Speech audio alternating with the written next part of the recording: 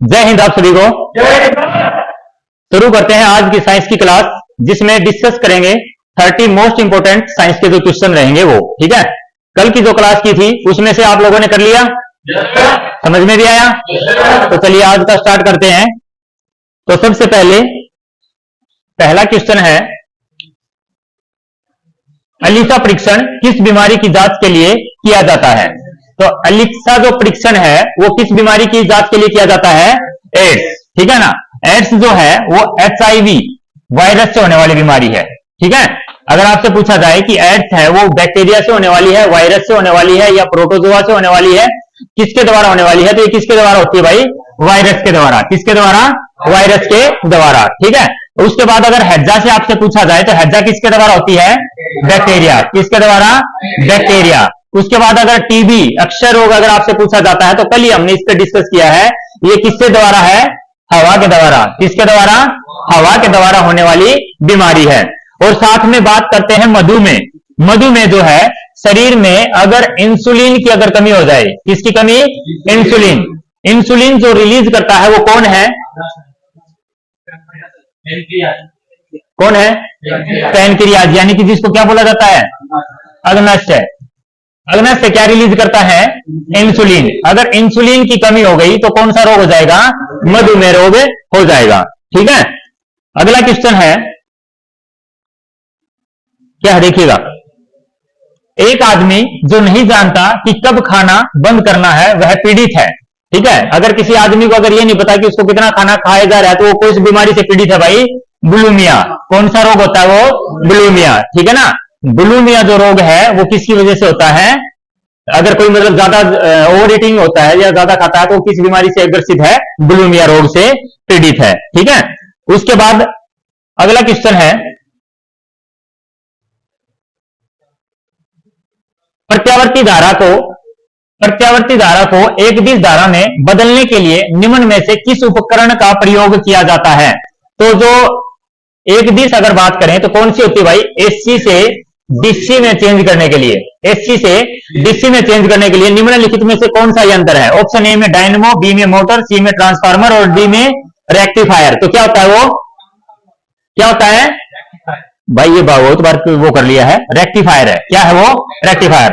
अगर AC to DC में बदलना है, जैसे आपके मोबाइल के मैं चार्जर का इतनी बार एग्जांपल दे चुका हूं, मोबाइल का चार्जर है वो क्या करता है? एसी से डीसी में लेके आता ना। आपकी जो घरों में इलेक्ट्रिसिटी आती है वो कौन सी होती है? एसी होती है। और जो आप मोबाइल चार्जर की पिन को लास्ट में हाथ लगा सकते हो, मतलब वो कौन सा करंट है? डीसी करंट है। तो उसके अंदर क्या लगा होगा? रेक्टिफायर लगा होगा। तो अगर बात करते हैं एसी से अगर डीसी में कोई कन्वर्टर है तो वो क्या है? रेक्टिफायर। इसी के साथ अगर इसका अपोजिट पूछें, डीसी टू एसी में बदलने वाला, डीसी टू एसी में बदलने वाला, तो डीसी से एसी में कौन बदलता है? घरों में क्या लगा होता है? घरों में क्या लगा होता है? इन्वर्टर। तो घरों में जो इन्वर्टर की बैटरी होती है वो करंट लगाती है क्या? उसको हाथ लगा सकते हो। लेकिन जब इन्वर्टर लगाने के बाद जब इलेक्ट्रिसिटी उससे आउट होती है, बाहर जाती है, तो क्या उस चीज को हाथ लगा सकते हो? क्योंकि उससे फैन वैन सब कुछ चलता है, तो वो इन्वर्टर होता है। क्या होता है? इन्वर्टर। अगर ये याद रखना, घरों वाली इन्वर्टर से याद रखना कि घरों में आपके एक इन्वर्टर रखा है, डीसी करंट आपको ज्यादा नुकसान नहीं पहुंचाता है, एसी करंट आपको क्या पहुंचाता है? नुकसान पहुंचाता है। तो याद रख लेना कि घरों में एक इन्वर्टर होता है। घरों में क्या होता है? इन्वर्टर होता है, जो क्या करता है? डीसी टू किस में बदलता है? एसी में बदलता है। डीसी से किस में? एसी में बदलता है। तो इन्वर्टर को बस एक याद रखो कि वो डीसी से एसी में बदलता है, तो एसी से डीसी में बदलने वाला कौन हो जाएगा? रेक्टिफायर हो जाएगा। वहीं पर अगर आपसे इसमें डिस्कस किया जाए, डायनमो क्या काम करता है? डायनमो क्या काम करता है? तो डायनमो होता है जो जनरेटर होता है, जो बिजली पैदा करने वाला होता है, उसके अंदर क्या लगा होता है? डायनमो लगा होता है। डायनमो जब कोई चीज घूमती है तो वो क्या प्रोड्यूस करता है? करंट प्रोड्यूस करता है या विद्युत को उत्पादन करता है। तो डायनमो जो है मैकेनिकल ऊर्जा को, यानी कि यांत्रिक ऊर्जा को किस में बदलता है? विद्युत ऊर्जा में बदलता है। डायनमो आपकी गाड़ियों में भी लगा होता है, बाइक में भी लगा होता है, क्योंकि जो वहां पर जो लाइटिंग जो होती है वो किसकी वजह से होती है? डायनमो की वजह से होती है। जो बड़े बड़े जनरेटर होते हैं वो भी क्या होते हैं? डायनमो लगे होता है। तो वो डायनमो क्या काम करता है? घुमाकर, यानी कि यांत्रिक ऊर्जा को किसमें भाई? यांत्रिक ऊर्जा को किसमें बदलता है? विद्युत ऊर्जा में बदलता है। यांत्रिक ऊर्जा को किसमें बदलता है? विद्युत ऊर्जा में बदलता है। अगला क्वेश्चन है, ट्रांसफार्मर क्या है भाई? ट्रांसफार्मर। इस ऑप्शन में दिया हुआ ट्रांसफार्मर। ट्रांसफार्मर क्या करता है? वोल्टेज को कंट्रोल करता है। किसको कंट्रोल करता है? वोल्टेज को। वोल्टेज को कंट्रोल कौन करेगा? ट्रांसफार्मर। जैसे आप लोग डीपी बोलते हो उसको, तो डीपी क्या होती है? हाई वोल्टेज होती है। जैसे आपके घरों के ऊपर से जो कई बार वायर जा रखी होती है वो 36,000 वोल्ट, 24,000 वोल्ट, 50,000 वोल्ट ऐसा कुछ होता है। तो वहां पर क्या है, नीचे अगर आपको गांव को अगर लाइट देनी है तो उन्हीं में से कनेक्ट किया जाता है, लेकिन वहां पर एक डीपी ट्रांसफार्मर लगा जाता है जो वोल्टेज को क्या कर देता है? कम कर देता है। तो ये काम करता है वोल्टेज को कम करने का या कंट्रोल करने का। क्लियर है? अगला क्वेश्चन, ऑक्टेन नंबर का प्रयोग किसकी गुणवत्ता मापने के लिए किया जाता है? ऑक्टेन नंबर का प्रयोग किसकी गुणवत्ता मापने के लिए किया जाता है? तो ऑक्टेन नंबर का प्रयोग किसकी गुणवत्ता मापने के लिए किया जाता है भाई? Octane number petrol. किसकी भाई? पेट्रोल। ऑप्शन ए में था आपका खाद्य तेल, बी में पेट्रोल, सी में केरोसिन और डी में परफ्यूम्ड ऑयल जो है। तो इसका जो करेक्ट आंसर होगा वो क्या होगा? पेट्रोल होगा। अगर ऑक्टेन, ठीक है, ऑक्टेन में मापा जाएगा पेट्रोल, और एक होता है सीटेन। क्या होता है? सीटेन। उसमें क्या मापा जाता है? डीजल। जितना ज्यादा अच्छा नंबर आएगा उतना ही ज्यादा प्योर पेट्रोल या डीजल होगा। तो ऑक्टेन नंबर में क्या मापा जाता है? पेट्रोल की शुद्धता। और डीजल की किसमें मापी जाती है? सीटेन में। क्लियर है? उसके बाद है, आकाश नीला दिखाई देता है जिसका कारण है। आकाश नीला दिखाई देता है जिसका कारण क्या है? क्या है भाई? ऑप्शन ए में है प्रकाश का प्रकीर्णन, बी में है प्रकाश का विवर्तन, सी में प्रकाश का अपवर्तन और डी में प्रकाश का परावर्तन। तो इसका जो करेक्ट ऑप्शन होगा वो क्या होगा? प्रकाश का प्रकीर्णन। आकाश का नीला दिखाई देना। एक और है सूरज का लाल दिखाई देना। जो सूर्य है सुबह और शाम आप कैसा दिखाई देता है? तो सुबह और शाम जो लाल दिखाई देता है वो भी किसकी वजह से है? प्रकीर्णन की वजह से। किसकी वजह से है भाई? प्रकीर्णन की वजह से। और उसके बाद आपको ऑप्शन सी से रिलेटेड भी बहुत सारे क्वेश्चन करवाए थे। छड़ी का मुड़ा हुआ दिखाई देना। प्रकाश के अपवर्तन से क्या था? छड़ी का मुड़ा हुआ दिखाई देना, सिक्के का ऊपर उठा दिखाई देना, सिक्के का ऊपर दिखाई देना, और सुबह और शाम को सूर्य को देख पाना। लाल कलर नहीं देखना, मतलब क्या होता है? सुबह और शाम आप सूरज को क्या है? अच्छे से देख पाते हो, ठीक है ना? देर आई से आप लोग उसको निहार सकते हो, लेकिन दोपहर के 12 बजे देख सकते हो क्या?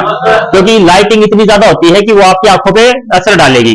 इसलिए जब सुबह होता है तो उस टाइम आप एक उसकी इमेज शो कर रहे हो, ठीक है, एक इमेज देख पा रहे हो, इसलिए उसको क्या बोला जाता है? प्रकाश का अपवर्तन बोला जाता है। क्लियर है?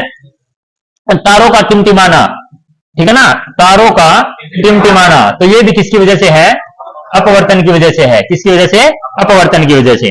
अगला क्वेश्चन है, निम्नलिखित में से कौन सा एक पादप उत्पादक नहीं है? मतलब पौधों से नहीं मिलता वो। निम्नलिखित में से कौन सा एक पादप उत्पाद नहीं है? पादप का मतलब वो पौधों से नहीं मिलता भाई। कैफीन है। कैफीन किसमें होता है? चाय में। किसमें होता है? चाय में। तो ये चाय जो है क्या है? एक पौधा है ना, तो चाय पौधे से मिलती है, ठीक है ना? उसके बाद पिपरिन भी भाई पौधे से मिलती है। निकोटीन भी किससे मिलती है? पौधे में मिलती है। तंबाकू में होता है। तो बचा कौन है? सचरीन। तो सचरीन क्या है? तैयार की जाती है, ये पौधों से नहीं मिलती है। क्लियर है? तो पादप से तैयार होने वाली चीजें आप लोगों को पता होनी चाहिए। पादप क्या होते हैं? पेड़ पौधे। अगला है, गठिया हमारे शरीर के जोड़ों में निम्नलिखित में से किसके स्वभाव के कारण होता है? तो जो गठिया रोग है, ठीक है ना, तो गठिया रोग किसके संचय से होता है? अगर गठिया रोग की बात करते हैं तो किसका संचय होता है? तब होता है। तो देखिए ऑप्शन है यूरिया, यूरिक अम्ल, एल्युमिनियम या फिर कोलेस्ट्रॉल। तो यहां पर जो सही आंसर रहेगा, गठिया रोग समझते हो? नहीं समझते? हाथों में जैसे कभी क्या होता है कि जो बूढ़े लोग होते हैं ना, तो उनमें क्या कि उनके हाथ जल्दी से मूवमेंट नहीं कर पाते, हिल नहीं पाते। किसी का अगर कोई बैठा है तो उसको खड़े होने में दिक्कत आएगी, हाथ अगर नीचे है तो ऊपर करने में मदद। तो ऐसे क्या है? गठिया रोग बोला जाता है उसको, उसकी हड्डियों के ज्वाइंट पे जो जोड़ होता है। तो इसका कारण एक ही है, यूरिक अम्ल। यूरिक अम्ल का अगर जमाव हो जाता है तो कौन सा रोग हो जाता है? गठिया रोग हो जाता है। एक होता है लैक्टिक एसिड। एक क्या होता है? लैक्टिक एसिड, जिससे आप लोगों ने मांसपेशियों में थकान के बारे में पढ़ा होगा, ठीक है ना? अगर मांसपेशियों में थकान है तो कौन सा एसिड जमा होगा? लैक्टिक एसिड क्या उसमें जमा हो रखा होगा। मांसपेशियों की बात आती है, और मांसपेशियों की अगर संख्या की बात की जाए तो कितनी है? 639। 600 कितनी है? 39। 639 मनुष्य के शरीर में कुल मांसपेशियां हैं। वहीं पर बात की जाए हड्डियों की तो कितनी है? बच्चों के अंदर है 300। कल हमने फिर किया था, खोपड़ी के अंदर है 8, खोपड़ी के अंदर है, चेहरे के अंदर है, चेहरे के अंदर है, पूरे सिर के अंदर है कितनी, फिमर कहाँ की है, फिमर कहाँ की है, अल्ना रेडियस, हुमरस हाथ की। ठीक है, तो ये आप लोगों को हड्डियों के संबंधित याद रहना चाहिए। चूना पत्थर का रासायनिक नाम क्या है, कैल्शियम कार्बोनेट। जो चूना पत्थर होता है उसका जो रासायनिक नाम है वो क्या होता है भाई, कैल्शियम कार्बोनेट। तो ये आपको याद रखना है, चूना पत्थर। ठीक है, इसी के साथ कांस्य किसकी मिश्र धातु है, ठीक है ना, कांस्य किसकी मिश्र धातु है, कॉपर और टीन, कॉपर और टीन। ठीक है ना, कांस्य जो है, कांस्य कैसे है, ब्रोंज, तो कॉपर और किसकी हो जाएगी भाई, टीन की है ना, टक्का, कॉपर और टीन ही है भाई। ठीक है, कांस्य है, अदरवाइज इसमें अभी कंफ्यूजन है तो इसको क्लियर करेंगे। ठीक है ना, कॉपर और जिंक है या कॉपर और टीन है। कांस्य जो धातु है, याद करवाया था आपको, जर्मन सिल्वर के साथ याद करवाया था, तो इसके साथ क्या याद करवाया था, अगर आपसे पूछा जाए पित्तल, पित्तल किसकी थी, तो उसके साथ क्या था, पिताजी, क्या था, पिताजी। तो पिताजी से याद रखना था कि जो पित्तल है वो किसकी धातु है, तांबा और जिंक की, तांबा और जिंक की। उसके साथ हमने किया था एक और, कौन सा किया था, गन मेटल, कौन सा किया था, गन मेटल। गन मेटल किसकी मिश्र धातु है, तो वहां पर हमने किया था जैकेट, क्या याद किया था, जैकेट। तो इसके लिए क्या था, zinc copper tin, zinc copper और टीन। तो यानी कि गन मेटल को जैकेट से याद रखना था। ठीक है ना, और उसके बाद अगर जर्मन सिल्वर की बात करें, जर्मन सिल्वर की बात करें तो जर्मन सिल्वर कौन सा है भाई, नेताजी, कौन सा है, नेताजी, जर्मन सिल्वर। क्योंकि जर्मन सिल्वर को याद रखना था कि नेताजी जर्मन गए थे, नेताजी कहां गए थे, जर्मन गए थे, तो वहां पर कौन गए थे, नेताजी गए थे। तो नेताजी इसमें कौन कौन सी आ जाएगी भाई, निकल, कौन सी आ जाएगी, निकल, ता से तांबा और जी से जिंक। ठीक है, तो निकल, तांबा और जिंक। और इसी प्रकार कांस्य की थी, तो कांस्य का क्या था, कॉपर और टिन। ठीक है, टका, टका से याद रखा था। ठीक है ना, कांस्य है टका। उसके बाद है भाई विटामिन, निम्नलिखित में से कौन सा विटामिन पानी में घुलनशील है, तो पानी में घुलनशील विटामिन कौन सा था, ए और बी था, बी और सी था, सी और डी, ए और डी। तो ऑप्शन कौन सा हो जाएगा, बी करेक्ट हो जाएगा। पानी में घुलनशील कौन से हैं, बी और सी हैं। और वसा में घुलनशील कौन से हैं, ए डी ई के। अभी कई बच्चे इसको बोल रहे हैं कि क्या, कीड़ा। ठीक है ना, वसा में घुलनशील कौन है, कीड़ा, के ई डी ए। क्लियर है, तो भाई ये ट्रिक भी याद रख लेना अगर याद रहती है तो। ठीक है, अगला है, एक पेड़ की उम्र कैसे पता लगाई जाती है। अगर हमारे को पेड़ की उम्र का पता लगाना है तो कैसे लगाई जाएगी, हाइट नहीं मापेंगे, न उसकी ग्रोथ मापेंगे, न उसके ग्रोथ रिंग्स मापेंगे या समानुपाती। तो इसमें ऑप्शन क्या होगा, ग्रोथ रिंग्स। यानी कि पेड़ को जब काटते हैं तो उसमें इस प्रकार के रिंग होते हैं, उन रिंगों से पता लगाया जाता है कि इस पेड़ की उम्र कितनी है। एक रिंग की उम्र कितनी होती है, 1 साल होती है। ठीक है, अगला क्वेश्चन, दूध का घनत्व किसके द्वारा मापा जाता है। हाँ देखो, चल खड़ा हो तो फिर, दूध का घनत्व किससे मापा जाता है, लैक्टोमीटर से। तो हाइड्रोमीटर से क्या मापा जाता है, पानी का घनत्व, पानी का घनत्व। बैरोमीटर से क्या मापा जाता है, वायु दबाव, क्या मापा जाता है, वायु दबाव। और यहां पर आता है थर्मोमीटर से क्या मापा जाता है, तापमान, क्या मापा जाता है, तापमान। अब ये बताओ तापमान की एसआई मात्रक क्या है, क्या है, केल्विन। तापमान का एसआई मात्रक क्या है, केल्विन। क्लियर है, लंबाई का मात्रक याद है, क्या है, लंबाई का मात्रक है मीटर। द्रव्यमान का मात्रक है क्या है, किलोग्राम। समय का मात्रक है क्या है, सेकंड। तापमान का मात्रक अभी अभी क्या बताया, केल्विन, क्या बताया, केल्विन। उसके बाद विद्युत धारा का मात्रक है विद्युत धारा का क्या था? एम्पियर। और कौन सा रह गया? ज्योति तीव्रता। क्या रह गया? ज्योति तीव्रता। इसका मात्रक है कैंडेला। ये थे ना सही मात्रक है। और पदार्थ का परिमाण, पदार्थ का परिमाण इसका क्या था?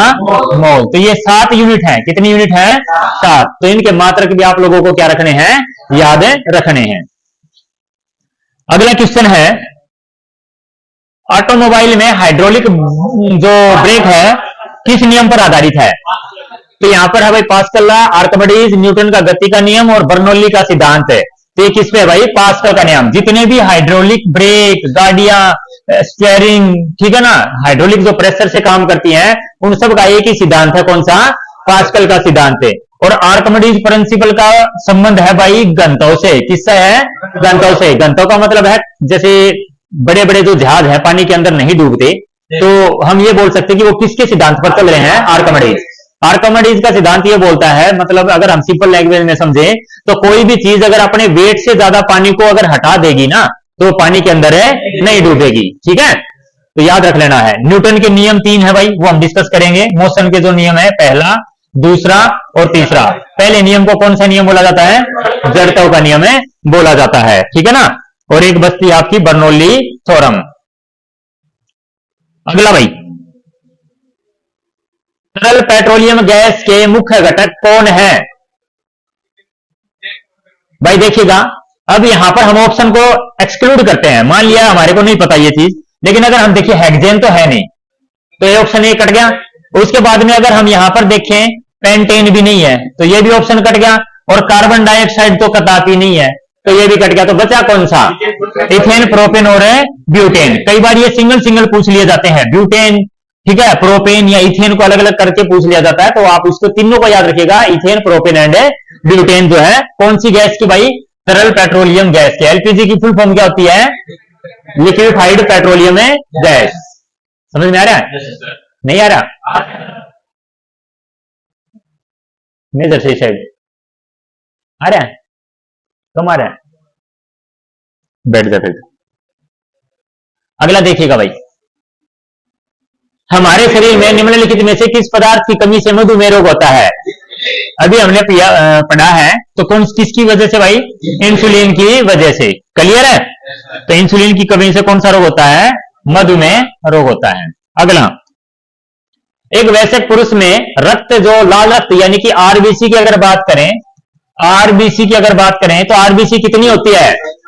4.5 से 5.5। लेकिन अब यहां पर 4.5 भी है, 5 भी है, 6.5 भी है। तो एवरेज मान के चलिएगा कितनी? 5 लाख के आसपास। ठीक है ना। बाकी इसका क्या होता है? 4.5 से 5.5 जो है आरबीसी की संख्या होती है। आरबीसी जो क्या होता है? रक्त कणिकाएं होती है, रक्त कोशिकाएं होती है। कहां पर बनती है? अस्थि मज्जा में बनती है। कहां पर भाई? अस्थि मज्जा के अंदर बनती है। एक बैरल तेल कितने लीटर के बराबर होता है? तो एक बैरल में कितना होता है भाई? 159 अप्रोक्स। ठीक है ना। अप्रोक्स कितने होता है? 159। एक बैरल का मतलब है जो जैसे लोहे के जैसे कच्चा तेल आता है ना, तो लोहे के ड्रम आते हैं, ठीक है ना। तो जो लोहे के ड्रम होते हैं उनमें अप्रोक्स कितना ऑयल होता है? 159 लीटर। एक बैरल में कितना होता है? 159 लीटर होता है। क्लियर है?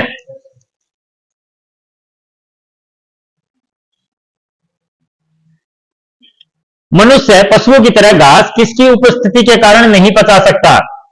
क्या उसके अंदर क्लोरोफिल होता है? क्लोरोफिल पत्तियों का रंग हरा करता है। क्या उसके अंदर कीटनाशक होते हैं? क्या उसके अंदर प्रोटीन होता है? या फिर उसके अंदर सेलुलोज होता है? मनुष्य सेलुलोज को नहीं पचा सकता, इसीलिए पेड़ पौधों को हम डाइजेस्ट नहीं कर सकते। पेड़ पौधों के अंदर क्या होता है भाई?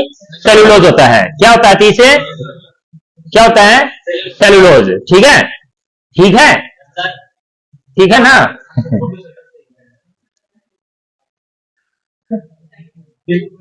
अगला है, निम्न में से कौन सा उपकरण मानव शरीर के आंतरिक अंगों की छवि प्राप्त करने के लिए अल्ट्रासोनिक तरंगों का उपयोग करता है? देखिए भाई, अल्ट्रासोनिक अगर तरंगों का उपयोग करता है तो ये कौन होगा भाई? Ultrasound scanner. कौन होगा? Ultrasound scanner. एमआरआई और सीटी स्कैन, एमआरआई और सीटी स्कैन है, रेडियो वेव्स को यूज करता है। किसको?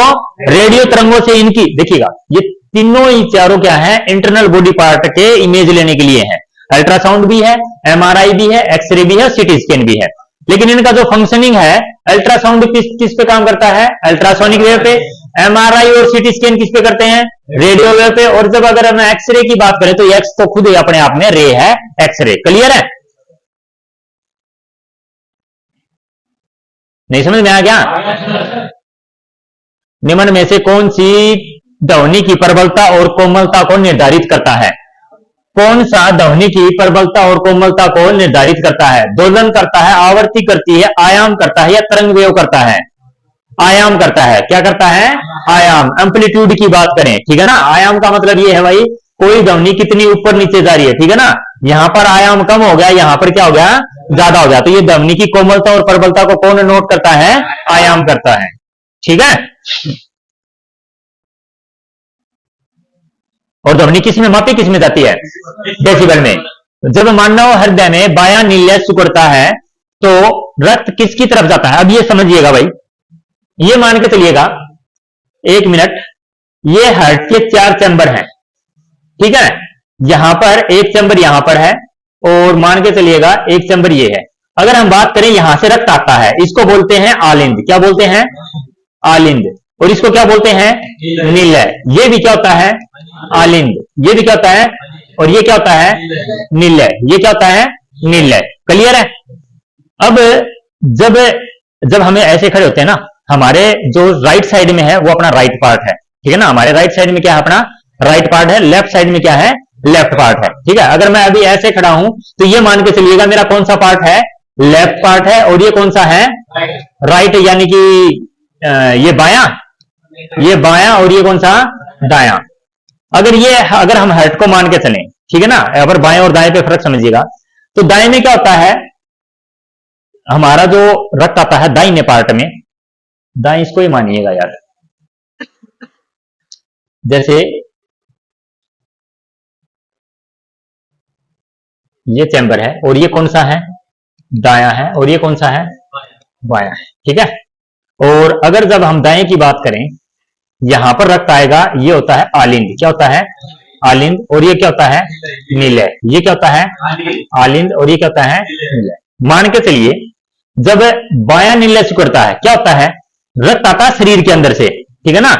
शरीर के अंदर से रक्त आता है, वो इस हिस्से से आता है और किस में आएगा? दाहिने आलिंद में। किस में आएगा?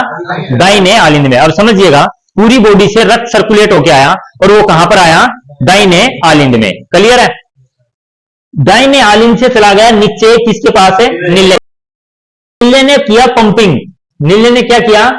पंप किया। नीले क्या होता है? जैसे जो हार्ट बीट बढ़ती है ना, तो नीले क्या कर देगा? पूरे रक्त को कहां भेज देगा? फेफड़ों के पास। कहां पर भेज देगा? फेफड़ों के पास। समझ में आया? दाहिने आलिंद में बॉडी से खून अपने शरीर में आया, ठीक है ना। फिर नीले क्या काम करेगा? निकालेगा। नीले क्या काम करेगा? निकालेगा। निकालकर कहां भेजेगा? फेफड़ों के पास। फेफड़े उसके अंदर क्या मिला देंगे? ऑक्सीजन। क्या मिला देंगे? ऑक्सीजन। ऑक्सीजन मिला हुआ रक्त वापिस किसके पास आएगा? आलिंद के पास। कौन से आलिंद के पास है? दाहिने आलिंद के पास। किसके पास आएगा? इसके पास। जब ऑक्सीजन मिला हुआ रक्त आया, उसके बाद में फिर कहां चला गया? नीले के पास। कहां पर चला गया? नीले के पास। अब नीले क्या करेगा? इसको दोबारा से पंपिंग करके कहां भेज देगा? बॉडी में भेज देगा। समझ में आया? 4 पार्ट होते हैं हृदय में इस प्रकार। 2 में रक्त आने का काम होता है, 2 में क्या करते हैं? जाने का काम करता है। तो अब इसने यह पूछा है कि जो मानव हृदय का बायां नील्य सिकुड़ता है, बायां नील्य सिकुड़ता है तो शरीर में जो रक्त है वो किसकी तरफ जाता है? तो यहां पर क्या होता है? महाधमनी की तरफ। मतलब इनको क्या बोला जाता है? महाधमनिया बोला जाता है। तो किसकी तरफ जाता है? महाधमनी की तरफ जाता है। क्लियर है? रक्त वाहिकाओं में रक्त का थक्का किसकी उपस्थिति के कारण नहीं बनता है? रक्त वाहिकाओं में रक्त का थक्का किसकी उपस्थिति के कारण नहीं बनता है?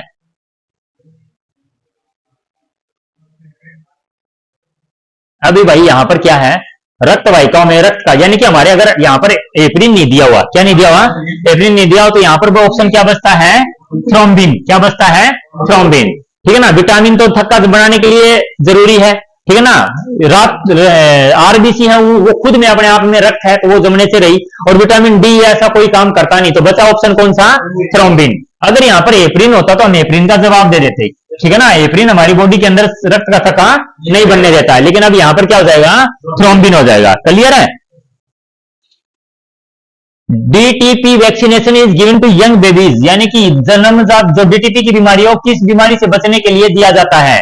तो ये इनका नाम ही है, देखिएगा, डी से डिप्थीरिया, टी से टेटनस, पी से परटेसिस होता है, बाकी इसको बोला जाता है काली खांसी। ये अपने आप में एक बीमारियों की शॉर्ट फॉर्म है, डीटीपी। बीमारियों की है डिप्थीरिया, टेटनस और काली खांसी। वुपिंग कफ भी बोला जा सकता है। क्लियर है। हीमोफीलिया क्या है, एक बॉडी का हिस्सा है, एक हड्डी है, एक आनुवांशिक रोग है या वैक्सीन है। हीमोफीलिया क्या है, एक आनुवांशिक बीमारी है। हीमोफीलिया क्या है, एक आनुवांशिक बीमारी है। इसमें क्या होता है, रक्त का थक्का नहीं बनता, रक्त का थक्का नहीं बनता। किसमें, हीमोफीलिया में। क्लियर है। किडनी को रक्त की आपूर्ति कराने वाली रक्त वाहिका कौन सी है। तो यानी कि किडनी के नाम पे ही है भैया, ठीक है ना। किडनी के नाम पे है, एक तो है गुर्दे की धमनी, कौन सी है, तो ये गुर्दे की धमनी है, तो ये किडनी की होगी, ठीक है ना। तो इसको बोलते हैं रिनल आर्टरीज, या ये बोलिएगा गुर्दे की धमनी है जो रक्त को, अपनी किडनी को क्या प्रोवाइड करवाती है, रक्त प्रोवाइड करवाती है। क्लियर है। Renal arteries. उसके बाद में है वह अंग जो मानव शरीर में कार्बोहाइड्रेट्स को ग्लाइकोज के रूप में संग्रहित करता है। मतलब ये जो ग्लाइकोज है, कार्बोहाइड्रेट्स को ग्लाइकोज के रूप में अपने पास रख लेता है, और ज्यादा से ज्यादा ये 500 ग्राम तक रख सकता है। कितने ग्राम तक है, 500 ग्राम तक। तो ये कौन है भाई, यकृत यानी कि लीवर है, ठीक है ना। और इसको स्प्लीन को क्या बोला जाता है, कोशिका का कब्रिस्तान, कोशिका का कब्रिस्तान, ठीक है ना। और मानव जो मस्तिष्क है उसकी जो कोशिकाओं की अगर बात करें तो वो जल्दी से नहीं बनती, ठीक है ना। और हृदय आपका क्या करता है, ब्लड को सर्कुलेट करने का काम है, करता ही है। अगला है हीमोग्लोबिन किसका महत्वपूर्ण घटक है। हीमोग्लोबिन किसका महत्वपूर्ण घटक है, क्या वो श्वेत का है, लाल का है, प्लेटलेट्स का है या रेनिन का है।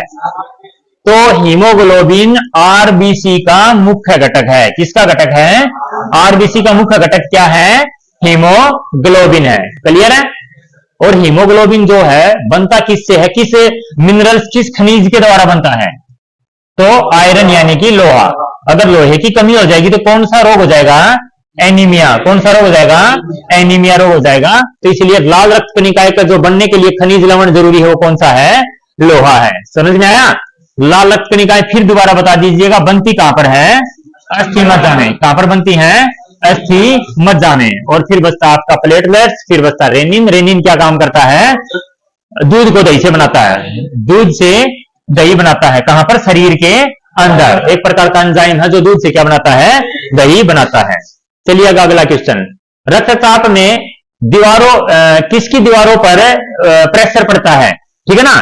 तो अगर हम बात करें तो धमनी क्या होता है, रक्त आता है तो शिराओं के द्वारा आता है, और जाता है तो धमनियों के द्वारा जाता है। तो शिराओं के अंदर से अगर रक्त आया तो वो 80 की स्पीड से आया है, किसकी स्पीड से, लेकिन गया किसकी स्पीड से है, 120। इसीलिए आपका जो ब्लड प्रेशर है वो किसमें मापा जाता है, 120/80, 120/80। जाने का 120, आने का 80। तो किस पे प्रेशर पड़ता है, धमनियों पर पड़ता है। किस पर पड़ता है, धमनियों पर प्रेशर पड़ता है। पित्त किसके द्वारा निर्मित होता है, पित्त जो होता है, पित्त किसके द्वारा निर्मित होता है भाई, लीवर के द्वारा, पेट के द्वारा, हृदय के द्वारा या सभी के द्वारा। तो ये पित्त के द्वारा होता है। किसके द्वारा, ये पित्त। अगर आपसे पूछा जाए कि पित्त का जो कलर है वो कैसा होता है, हरा। कैसा होता है, हरा। और ये किसके द्वारा बनाया जाता है, ये पित्त। पित्त का काम क्या है, पित्त का काम है जो शरीर के अंदर, जब स्टमक के अंदर भोजन होता है, पेट के अंदर भोजन होता है, अमाशय के अंदर भोजन होता है, तो वो हाइड्रोक्लोरिक अम्ल मिलता है। उसके अंदर क्या मिलता है, हाइड्रोक्लोरिक अम्ल। जब वो हाइड्रोक्लोरिक अम्ल हमारी आंत में जाएगा, स्मॉल इंटेस्टाइन में जाएगा, तो वो दांतों को क्या कर देगा, खराब कर देगा। इसलिए वो अम्लीय भोजन को अक्षारीय बनाने के लिए, अम्लीय भोजन को अक्षारीय बनाने के लिए कौन काम करेगा भाई, पित्त काम करेगा, ठीक है ना।